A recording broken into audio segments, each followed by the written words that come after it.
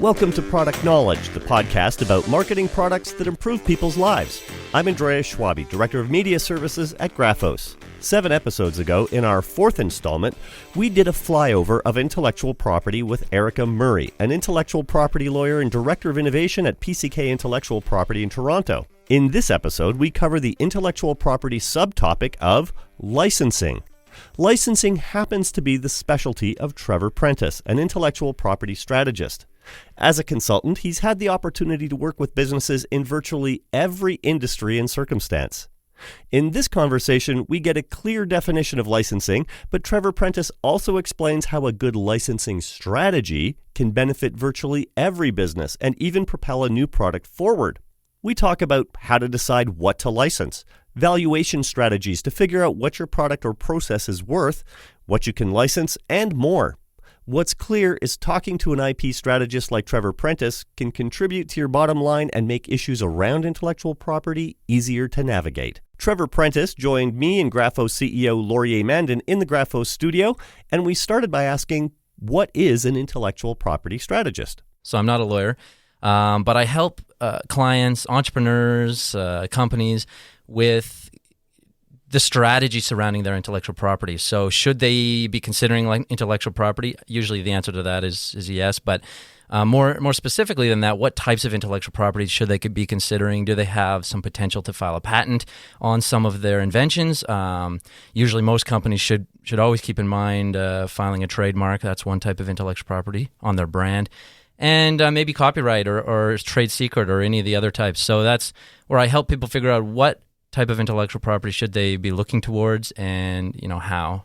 Tell us a bit about the route that got you to where you are today. Yeah, I studied more technical stuff in school, university. I did a physics degree and then aerospace engineering master's degree. And during my master's, actually, I started getting involved in the business program. So I was able to do the certificate program that was sort of like half an MBA, and I did the entrepreneurial half, which was kind of the fun half, in my opinion, and that really got me more interested in that. So finishing school, I started looking around thinking, what can I do that's kind of at the intersection of science, engineering, and business? And that brought me to some of the intellectual property stuff, because the cool thing about patents and other types of intellectual property is it really is like a scientific journal article, but then turned into a legal document that can be used to help your business, gain value. So it's a real cool intersection of all those things. One of the things that really interests me in your work and is relevant to many of the clients that we talk to who are inventors, and they have an idea, but they may not be resourced enough. They may not have the finances to go and take their invention to market. You help your clients to license their inventions and to find someone who's interested in taking that on and doing the financial heavy lifting for them. How does that work? Yeah, so I definitely help at a number of different stages, and one of those stages that comes a little after you've figured out what you can protect and how you can protect. One of the things that comes after is licensing, if that's the model that your business is focusing in. And I definitely recommend, in most cases, it's something that entrepreneurs should consider, because it can be another way to bring revenue into your business using your intellectual property while you're pursuing development of your own product in parallel. So that's where basically the licensing means you can take your intellectual property, take an idea, and give someone else the right to use it, and in exchange for that, usually they're paying you. So you're bringing in some revenue on the side as you can then pursue your own market or your own industry in a certain jurisdiction. And how does that typically work? Like how does the inventor benefit from licensing a product compared to creating and marketing that product themselves? Obviously, there's less risk for them, but is there less gain as well? So it doesn't have to be one or the other. I think this is one common, not necessarily misconception, but something that entrepreneurs and businesses don't really think about to the degree they maybe should. It doesn't have to be one or the other. So a lot of times in the patenting process, you can try to keep your patent more broad, at least initially. So maybe you're filing a PCT patent, which is something that can allow you to eventually get protection around the world. If you do that, if you're a small business, you're probably focusing on a smaller, more local market for your own manufacturing, production, marketing. And this is where, if you have a broader protection on your patent, you could potentially license other jurisdictions. So maybe you're licensed just Europe to a big European firm because you know your business is going to be a while before you really make it over to the European market. So that's one way where you could benefit quite quickly from licensing to a company, a large firm in Europe that's in a similar kind of industry or in another jurisdiction. And then you're bringing in some revenue that helps support the development of your invention back in a local jurisdiction. So, and I mean, if you live in Europe, obviously you could flip that. So that's one way. Another way is if your invention, maybe you're working in oil and gas or something, and you come up with a new technique for something to do with pipelines, but then you realize actually that could be applied to other areas, maybe ship hulls or some other application. But your business is really just focused on the oil and gas, so you could license the other applications, to other industries. And now again, you're bringing in revenue. A license might come with an upfront payment. It typically has some royalties associated with it. So every time the business that you license to makes some money, they give a portion of that money to you. So that money, that extra revenue coming in can really help support and accelerate your business growth in the market or the jurisdiction that you're focused in. It seems to me the biggest pitfalls, though, are that the inventor has no idea how the licensing world works, right? And how does an inventor go out, or how do you help them to go and get a good deal, as opposed to, if they're dealing with somebody who's experienced, there must be sharks out there who are going to take advantage of inventors that really don't know what their idea is worth and aren't good negotiators. So how do you work that landscape? Yeah, definitely. I remember one, actually, I think this was a colleague's client that came to us and had a patent, and had filed a patent on this invention in the software space. It was sort of like a mapping tool. This was years ago. And we were in this meeting, and the entrepreneur says, "Oh yeah, so Google actually approached me and they offered me $1 million for it, so I just took it." And we were like, "Oh well, you might have been able to get a lot more than that, because this is sort of it could have been." And this was a long time ago, and that was my colleague, I think, but it could have been like one of the core patents for Google Maps, let's say, and that would have been worth a lot more than $1 million potentially. So you're right, yeah. If you don't really know how it works or the process, you could be taken advantage of. So this is definitely one of the things I help with the client. In the licensing process, you're certainly going to need help from a lawyer as well to really nail down those important legal clauses. But where I tend to help more often is looking at the business side. So what is your intellectual property worth? Doing some of the valuation work. And one of the first things I'll do with respect to that is just try to find comparable deals that have been done. And I have access to certain databases, and I'm aware of some of the places to go to find those types of deals, and then looking at those and seeing, is this a similar type of a license, similar industry, similar product? And if it is, then you can start to say, well, these guys got this much, so maybe that's where we should start, or start a little higher than that and see if we can get a deal there. So that's one way, and there's other valuation techniques as well that can be useful. Are there any license, indices or sort of standards? Because yeah. So there's a few ways to do that type of valuation. There are, as I mentioned, there's comparables is one of the first things I look at. So what have people licensed this type of thing in the past? And so at this stage in the world, there's been tons of software licenses. There's been tons of things, and they're not usually made public, especially the financial terms. But there are certain databases of not publicly available, but databases that have that information in them. So that's definitely a good place to start. There's other ways to value some of that IP as well. So how much, let's say you look at a business, and the business without intellectual property, how much would they be making in the industry? How much revenue from a specific product, versus now that you've filed intellectual property, how much more would you reasonably expect to make if you were manufacturing that and selling it yourself? And the difference there is kind of like what the IP is worth, in a sense. Right. So that's the income approach, in a sense. And then the third technique, which I tend not to use as much, but it's another one that you can kind of compare to the other two, is called the cost approach. And I guess the question there is, if you're considering licensing to another party, and even from their perspective, they might be thinking, well, how much would it cost us to develop an alternative to this intellectual property ourselves? Maybe internally they do some research, so it's going to take this many research hours for our engineers, engineers and scientists. So trying to figure out those prices, and then on the other side, from the licensor, the person doing the licensing, how much did it cost them to develop it, right? I mean, you might have had to pay your engineer a certain amount, and then you've paid for the patent or other forms of protection. So these are different ways you can kind of value it. It does sometimes become pretty arbitrary, and a lot of people don't dig into that much detail. They just sort of throw a number out there, and then negotiation goes from there. But it all comes out in the end where hopefully both parties are happy enough at least to move forward with the partnership. You're listening to Product Knowledge, the podcast about creating and marketing products that improve people's lives. Well, how do you go about locating those prospective licensees and approaching them? Because you probably don't know them in the first place. So are you just Googling around, or do you have a process you follow to find people who might be interested in purchasing? This is actually one of the hardest things, and I think a lot of entrepreneurs think the hardest thing is coming up with the idea. But honestly, everyone has a cool idea. Protecting it is tricky, but then really finding someone that wants it is probably the hardest thing, because and one of the things that people tend to forget, or they just save it for later. But making sure you have a market for your invention or for your idea is pretty important before you go and spend your life savings. Now, if you're protecting with a patent, there's ways to keep the initial costs a little bit cheaper. Maybe you file a U.S. provisional first, and then that gives you a year before you really have to start putting in the next level of cash. So in that year, you can go out and try to find a market.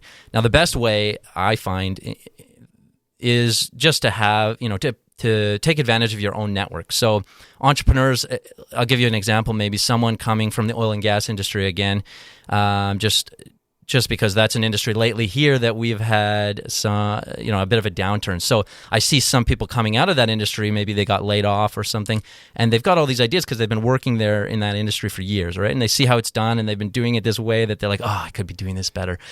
Yeah. Well, we talk a lot about product market fit, and if you have somebody who works in a sector and they know there's a need, then they've already done the needs assessment themselves very often. So they know that demand is going to be there. They know there's product market fit, that as soon as, if they can come up with this innovation, and it's going to be needed and adopted because they know that the cost they can produce it for is going to fit with the available resources that the customer has, then that's fantastic. I think when it comes down to something that's an invention that someone just hopes there's a market for, then it's a lot less likely they're going to find someone who's going to be a really willing licensee that's going to give them what the invention might be worth, right? Because it's untested and it's a bigger gamble. Yeah, and still take a look at it, but just maybe take a look at that market first before you start spending a lot of money on the patent or manufacturing or prototype development or anything. So make sure you have some sense, and that's where in the oil and gas example, or in any example like that where you've been working in the industry for a long time, you really know that there's a need there, and then the other benefit to that is presumably, if you were laid off or something, there's still some people in that industry that you're connected with. So those would be the great people to get started with that conversation and ask them, hey, would your company be interested in potentially licensing this? And keep it at that higher level. Like, I'm just doing some market research, want to get a good sense.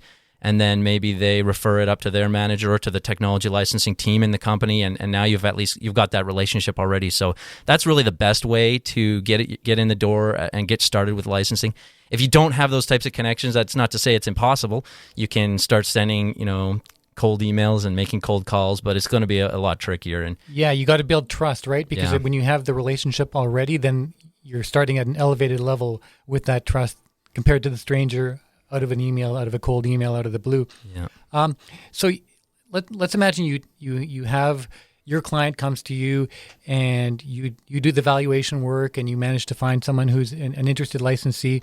And at what point do you hand this off? Do you take all this stuff and hand it off to a lawyer to do the rest of the work? How far can you take it? Yeah. I guess it wouldn't necessarily be at a certain point. I mean, you probably want to have your lawyer involved throughout the process as well, especially... I tend not to do, I probably wouldn't put together a whole license draft for a client. So that's something you'd want to have your license prepare the template and make sure all the important legal clauses are in there right from the get-go. And then I can help throwing in some of the financial terms and some of the more business-oriented stuff and do a review, almost like a double check, make sure, especially from the business perspective and from someone who understands the technology really well and understands the relationship that you've built already with the licensee. I can do that second double checks, that review. One thing I notice is that sometimes once you start lawyering up, the conversation can get a little bit less good pretty quick, especially if both sides just sort of throw their lawyers into the ring and now it's just lawyers talking to lawyers. So, which certainly there's a place for that, but I think there's a lot of room for having someone like a business person like me, or even the entrepreneur themselves, managing that conversation. The negotiation, and then it's barely even like a negotiation. It's more just a matter of making sure we don't miss anything, and we anticipate all the potential. It's a partnership. Yeah, you have two people, and you have two parties that are working towards coming up with something that's going to work really well and make everybody happy long term, right? Exactly. As opposed to two parties that are each trying to make sure they get a good deal. Sometimes at the expense of the other one potentially, or not caring so much if the other party gets a good deal, right? Yeah. Yeah, and so, I mean, definitely it's important to have that lawyer involved throughout the process.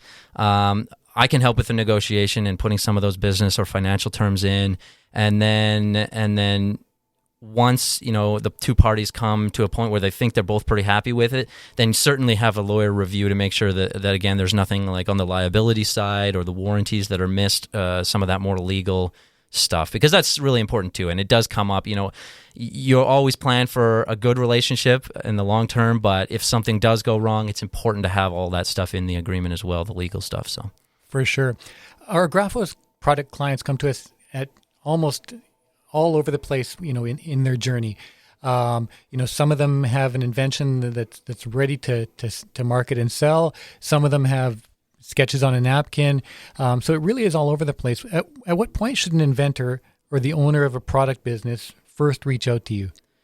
Yeah, that's my experience too. I get clients at all different types of stages in their entrepreneurial or their commercialization process, and they all have their own sort of unique circumstances. So in those, generally speaking, I guess it's hard to say, but that's where I usually just try to say earlier is better. Come chat with me. And as I think we mentioned earlier on, I do a lot of that help with the protecting your invention side as well. So if a potential client or an entrepreneur needs help with that type of thing as well, then probably good to come even earlier, because there's certain things with patent protection where if you sell or publish your invention, now you lose the ability to patent in most jurisdictions. North America is kind of the exception. They have a year grace period, but even that, you want to be really careful about when you publicly disclose or tell someone else about your invention. So in those cases, even to learn that type of information, it's really good to have at least a quick conversation with someone like me earlier on. And I think a lot of times it makes sense to come to me because, I don't charge quite as much as the lawyers, and I can give that broader strategic perspective on all different types of IP. But you certainly will need to go to the lawyer, to ask for the specific license. Okay, time to do a license agreement. We need that template. We need that help on the legal side. Yeah, I really love the service you offer, Trevor. I think that thank you. that our clients and listeners will be, can really benefit from talking to somebody like you early on in the process and feeling less pressure than thinking, okay, this isn't quite serious enough that I got to take it to a lawyer and start incurring those big fees, or even knowing if that's something that's going to be right for them. How should the listener reach out to you? How can they get in touch with you to talk to you and find out what the next steps are that are right for them? Sure, yeah. So my consulting firm has a website. It's wiverwill.com, so WHIVERWILL.com.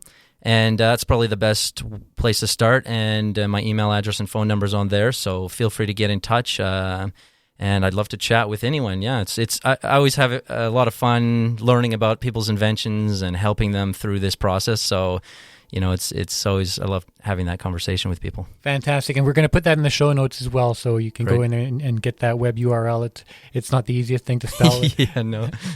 There's an H in there you might not see coming. Yeah, so exactly. Awesome. Do you have anything else you want to add for our listeners so that they can maybe do preliminary research, or what do you recommend that anybody does before they go into taking that next step of licensing, or even deciding if licensing is something that they want to consider? Yeah, again, I think in order to license, you really need something to license. And so usually that's where thinking about that intellectual property strategy perspective, what types of intellectual property should the entrepreneur pursue, whether it's copyright, patent, trademark, trade secret. You can license all types of different things, but you need to have something relatively tangible in that agreement. So that's where you certainly want to start. If you already have, let's say, a patent portfolio or even just one patent, then you're definitely further along. So then it becomes a matter of looking at the market and looking at your business strategy. What jurisdictions are you wanting to hold for yourself, for your own business, to do manufacturing, if any? And then what other areas do you think you could license, maybe other industries or other jurisdictions where you'll pursue those, or you're happy to license those areas, then it just, the conversation goes from there based on the circumstances that you're in, and the business strategy. That's it for this episode of Product Knowledge and our conversation with intellectual property strategy consultant Trevor Prentice. Visit his website at wiverwill.com. We'll have links in the episode guide, but it's spelled WHIVERWILL.com. Visit graphosproduct.com, where you can find out more about Graphos, our services, ideas, more podcasts, and our blog. All our podcasts are transcribed for the deaf and hard of hearing and people who just prefer to read. Reach out on Twitter at graphosproduct or email us through the form on graphosproduct.com. Thanks for listening. I'm Andrea Schwabi.